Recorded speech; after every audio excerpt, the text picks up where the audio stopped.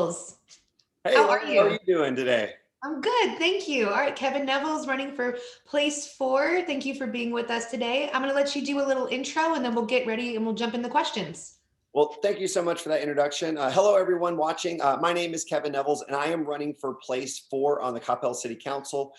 First of all, I want to thank the Chamber of Commerce for hosting these interviews.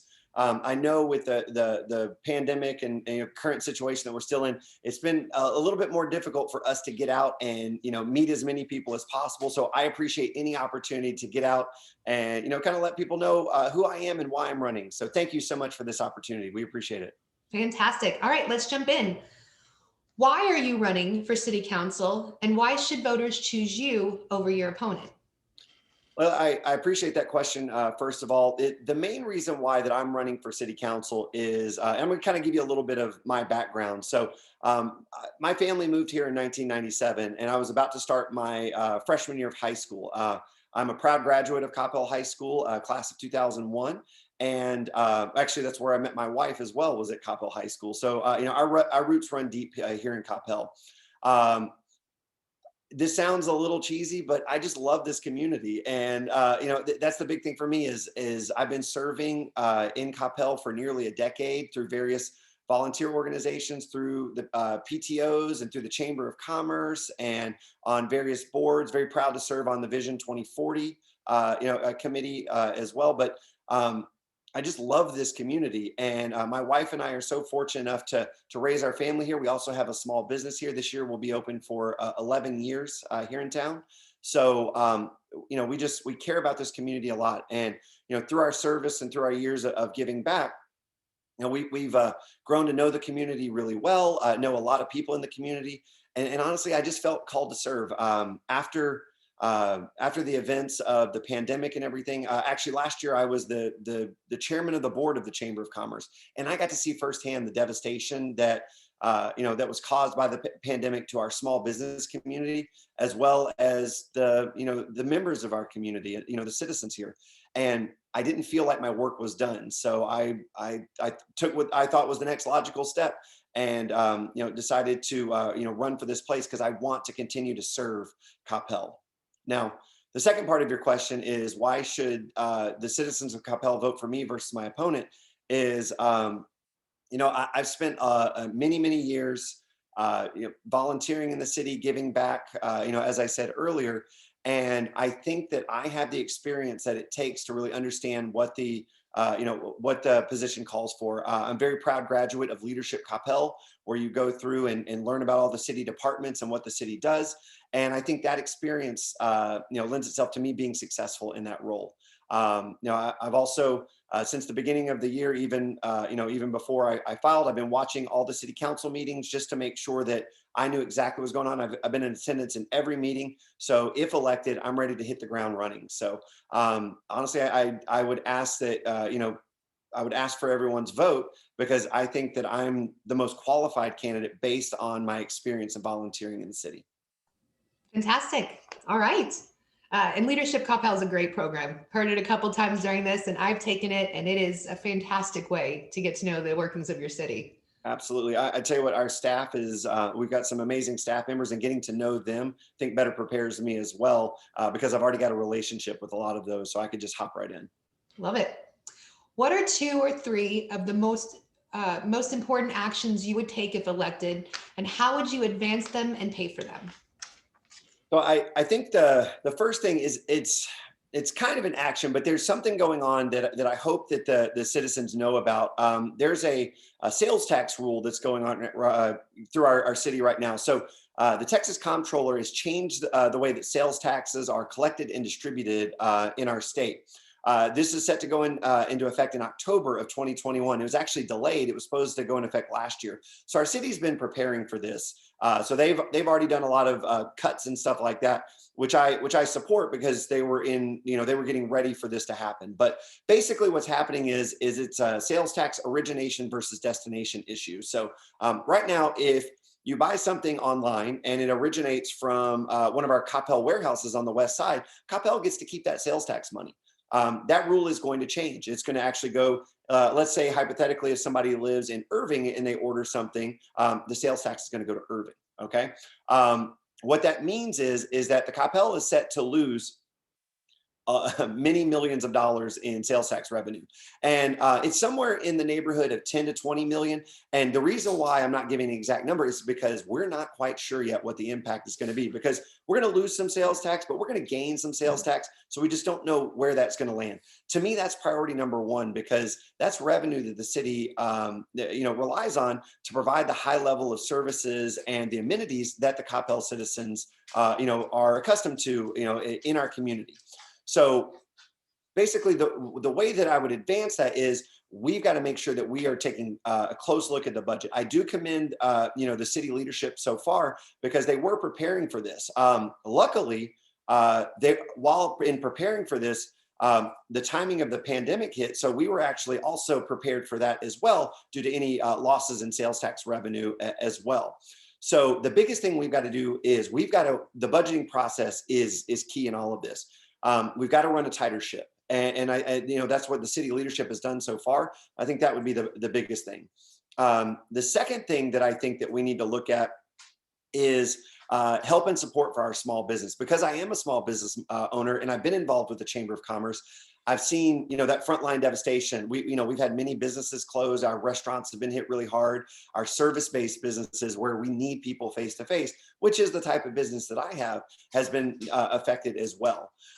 So from a council side, we need to make sure that we are advocating for our small business. We need to go through our permitting departments, making sure that it's easy. We're not putting up roadblocks for businesses to be successful and set up shop here. We need to make sure that we're partnering with organizations like the Chamber of Commerce and other advocacy groups to make sure that we're getting the word out about small business, as well as as the city's internal efforts as well. We need to make sure we continue to promote small business, because it's a key cornerstone. For myself, I'm not only a resident, I am that business owner. And I pay sales tax because I'm a property owner in my business as well. So I want to make sure that my sales tax dollars are being used as efficiently as possible. And to me, that all goes to the budgeting process. And then, making sure that we use our current funds in smart ways to make sure that we're supporting, those small business efforts as well. Great. Yeah, the sales tax is going to be a topic for a while, isn't it? It really is, and I know the other candidates are talking about it as well. But I know we keep talking about it because we think it's so important that the average citizen knows about what's going on and honestly understands some of the challenges that the city is facing. But to me, it's really important to make sure that we continue to deliver that high level of services, especially our public safety, our fire, and our police. Those are key components that we've got to make sure that we keep at a high level. Love it. All right. Where does the development or redevelopment emphasis need to be in your community, residential or commercial? And how has Coppell performed in this area? No, it's a great question. So I think that definitely ties to some of my other answers, but I want to talk about residential first. As most people know that are probably watching this, Coppell has been built out, for about 20 years now. They keep finding little slivers of land to put homes and stuff like that. And that's going to continue to happen because Coppell is such a desirable place. The quality of life here is very high. Obviously, not our school district is a very sought after school district as well. And I think that all of those things make Coppell such a great place to live.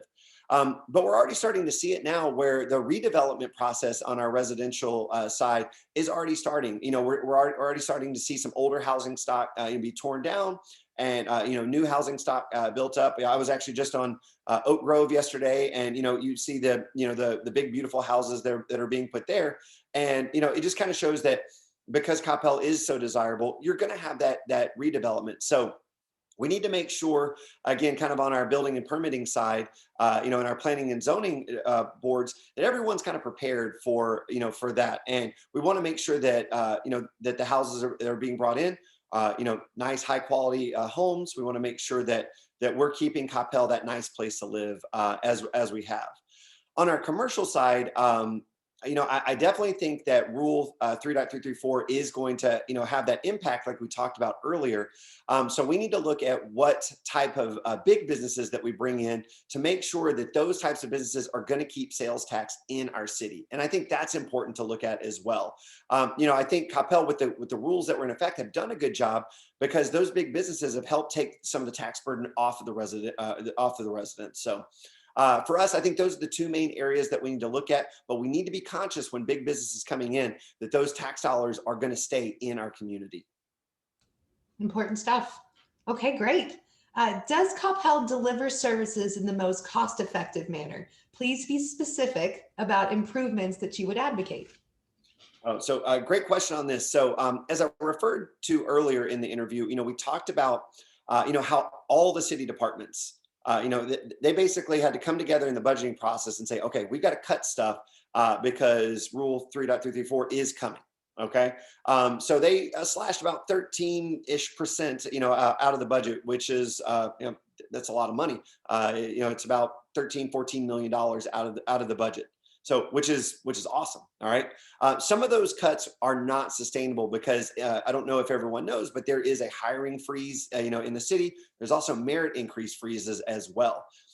As you guys know, if your boss came and told you like, oh, well, you're not getting any raises anytime soon, it's hard to sustain that long term. But I think everybody in the city understood that it was important to kind of buckle down, and that's what they did, and I commend that. But we are going to have to get to a point where we're going to have to hire some people back as the city starts to get back to normal, and we've got to look at merit increases because we've got to stay competitive with our other communities around us, or we're going to lose top tier talent that we have here. All of those things go to basically say that some of those cuts aren't sustainable, but I also think that every department banded together and trimmed a little bit.